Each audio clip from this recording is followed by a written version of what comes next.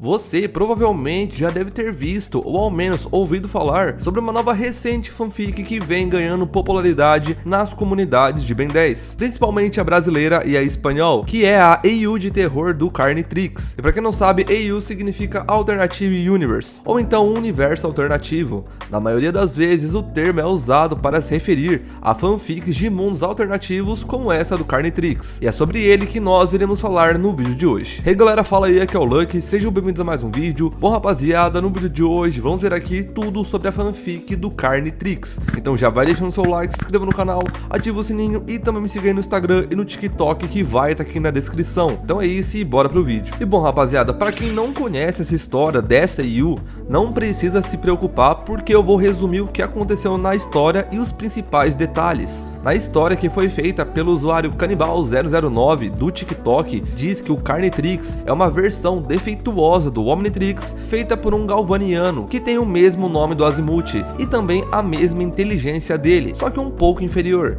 Esse Azimuth odiava todas as outras formas de vida do universo e tinha como objetivo escravizar todas elas, algo um pouco similar à ideologia dos soberanos, só que bem mais drástico. E esse Azimuth criou o Carnitrix para ajudar ele nessa missão, só que como o relógio saiu defeituoso, o plano foi um fracasso. Frustrado, o Azimuth então acabou tirando sua própria vida.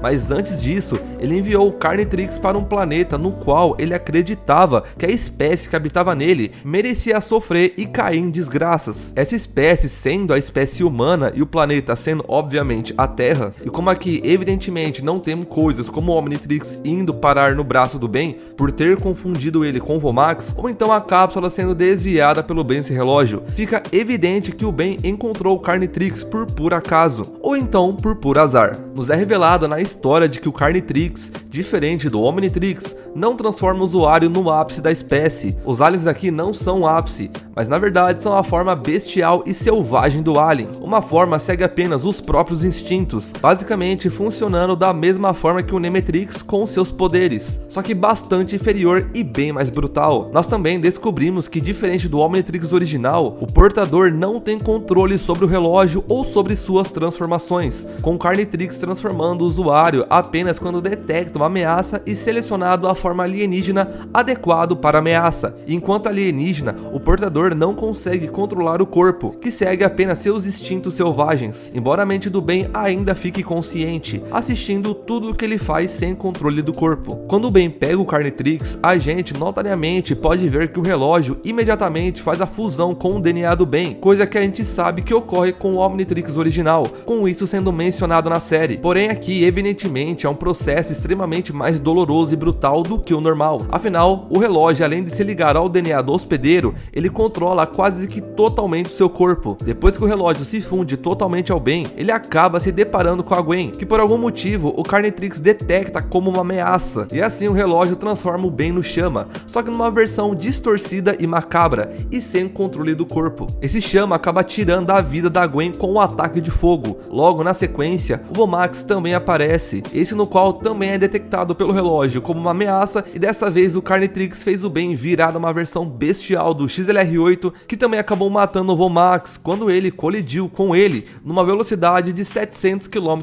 por hora. Depois disso a história corta para nos mostrar que nesse mundo o Vilgax e o Tetrax atuam juntos como policiais espaciais, embora não fique muito claro se esses policiais são os encanadores. Os dois estavam indo atrás do Azimuth por ele ter criado o Carnitrix, e a única coisa que eles acabaram achando foi o corpo sem vida dele e uma mensagem que ele deixou antes de morrer, onde ele basicamente diz que se ele não poderia causar sofrimento, então outra pessoa faria isso por ele. Após isso a história volta para a Terra, onde é contado que o exército estava tentando parar o Ben, que aparentemente saiu numa onda de mortes descontrolada, e durante esse confronto o Carnitrix acabou transformando o Ben em um Sapien celestial, e com isso ele acaba eliminando a todos e eventualmente eliminando o próprio universo. Sobre essa forma do Alien X, é explicada que ele não é puro, e por algum motivo possui uma quantidade considerável do DNA do Azimuth, o que o torna muito mais fraco que o normal. Esse Ben acabou saindo pelo multiverso afora,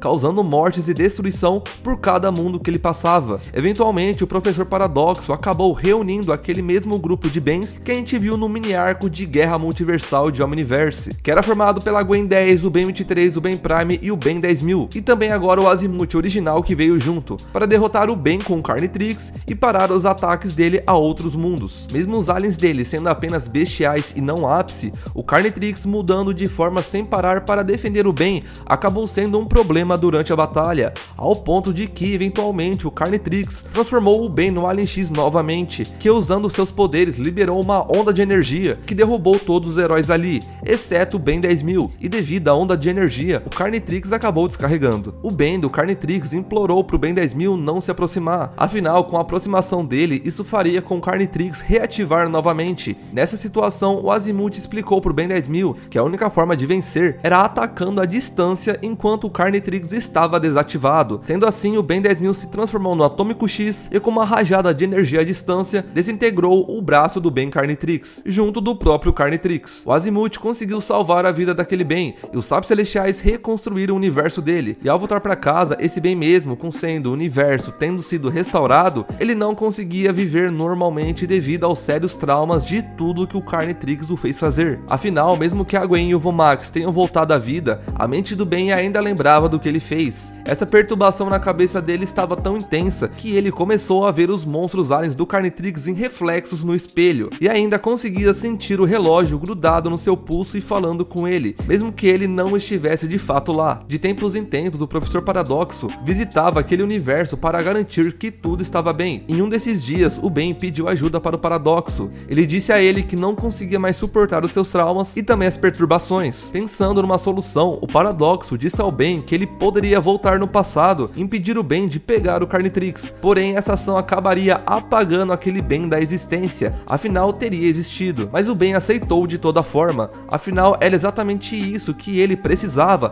para se livrar de seus pesadelos. Voltando no passado, no momento exato que o Ben ia pegar o Carnitrix, o Ben do futuro se aproximou e gritou para sua versão criança não pegar o relógio, e isso funcionou, fazendo o Ben criança se assustar e sair correndo. E nesse momento, como o Paradoxo havia dito, o Ben do futuro começou a desaparecer. Agora, com toda essa história contada e explicada, agora vamos apontar alguns pontos interessantes em relação à história do Carnitrix em comparação com o que sabemos sobre a série original e entre outras coisas. E de primeira podemos começar falando sobre os designs dos aliens do Carnitrix, começando a falar do Chama. Ele possui basicamente a mesma aparência do Chama do clássico, com a diferença sendo seus olhos totalmente negros, com um deles apenas possuindo um olho, e sua boca distorcida com dentes. Embora essa feição não faça muito sentido com a biologia que conhecemos do Chama, principalmente sobre a boca dele, mas é claro que isso é apenas para representar a bestialidade que os aliens do Carnitrix têm e dar o aspectos de horror. A próxima transformação é o Quatro Braços, que diferente de sua contraparte da série original, é bem mais magro e fraco, o que faz sentido tendo em vista que as transformações do Carnitrix não estão no ápice da espécie como as do Omnitrix. E também assim como no Chama, o Quatro Braços possui algumas deformações em seu corpo e em seu rosto, com seu corpo sendo menor e corcunda. Em seu rosto, seus olhos são fundos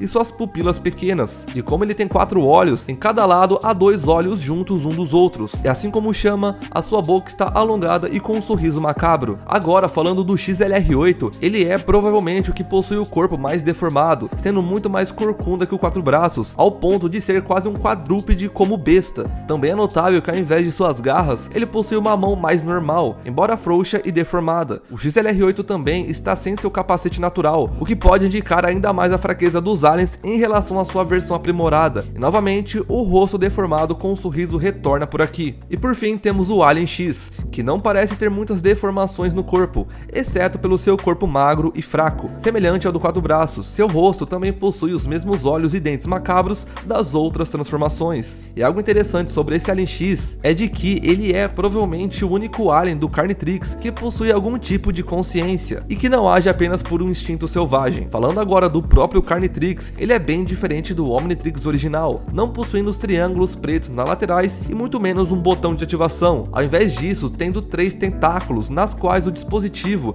usa para se ligar ao Ben, que na história se demonstra um processo extremamente doloroso, assim como as transformações, que diferente da série original, no qual o processo de transformação é indolor, aqui o Ben sente cada mudança de cada transformação em tempo real. Tendo tudo isso em mente, está mais que claro que a vibe central da história do Carnitrix seria algo maduro, e sem sombra de dúvida sim, sombrio é claro, macabro com certeza, mas principalmente, acima de tudo, há um foco extremo no gore, que seria a carnificina. Toda a história tem um enfoque grande na violência, e isso destoa em extremo do resto da ambientação que predomina em Ben 10. Mas é claro, tivemos força alienígena e supremacia alienígena, mas mesmo sendo lá, apesar de haver um toque em temas pesados como sequestro, transtornos mentais e até morte, o nível de violência que realmente envolva órgãos expostos e tudo mais é bastante controlado. Quase não vemos sangue na série, e se considerarmos outras séries para além de força alienígena e supremacia alienígena, a vibe parece destoar ainda mais do tema central da série. O clássico é quase que um show de bebê perto do universo do Carnitrix. O Omniverse é ainda mais esperançoso e de certa forma bem mais leve. O reboot nem se fala então. Com isso tudo em mente, podemos mais do que ter certeza de que o Carnitrix e seu universo ao redor são algo inovador em Ben 10, que praticamente não vemos nas mídias canônicas e oficiais. Remetendo a essa ideia de algo mais maduro, podemos puxar o rap do bem malvado feito pelo Tom, o Papyrus da Batata. Não temos muitas informações precisas sobre o bem malvado, então foi preciso imaginar muito. Nesse universo criado para o rap, algo similar acontece. O Ben mata a própria família após colocar as mãos no relógio, ou melhor, o relógio no punho. E essa semelhança é uma curiosidade interessante ao se apontar entre as duas histórias. Mas então surge uma dúvida cruel: tem alguma possibilidade do Carnitrix existir no multiverso de Ben 10? E vamos ser diretos, no universo Prime isso é praticamente impossível, já que lá é explicitamente dito que o Omnitrix é um dispositivo de paz, feito com os aliens sapientes que são o ápice da espécie, e o Ben é uma pessoa que, apesar de muitas vezes arrogante e prepotente, tem um coração de ouro. O Carnitrix ser canônico para a realidade Prime é quase impossível, mas no multiverso em si as coisas são bem mais complexas. E de antemão é preciso novamente relembrar que as HQs e videogames são canônicos no multiverso Ben 10, e isso por 3 motivos principais. O final do jogo Ben 10 Vilgax Attacks para Nintendo DS é mencionado no episódio Ben 10.000 Retorna, como sendo um mundo alternativo que o Professor Paradoxo conhece. Como a Gwen adivinhou, as realidades são feitas de versões paralelas da história que nós conhecemos. Há centenas delas. Um mundo em que o Albedo se transformou no Alien X e ficou preso por volta de 1 ano. E além disso, o Danko Roleal, co-criador de Ben 10, diz que as HQs foram feitas com intenção de serem mantidas no canone. E por fim, apesar de realmente existirem falas de diretores que negam a canonicidade das HQs, e a Wiki Internacional realmente destaca que eles não consideram HQs e videogames como canônicos. E todas as falas de diretor que negam a canonicidade das HQs são baseadas no argumento de que algumas delas contradizem a linha do tempo principal. Porém, a dimensão 23 contradiz a linha do tempo principal, afinal quase tudo lá é azul, e ainda assim era canônica no multiverso. Então podemos assumir que tudo nas HQs que não contradiz nada na série é canônico na Terra Prime, e o que contradiz ainda é canônico, mas em mundos paralelos. E agora que entendemos isso, é preciso colocar um fato crucial na mesa. Em Ben 10 Omniverse é dito que não existe nenhum azimuth do mal no multiverso. A maior mente da galáxia é o Azimuth.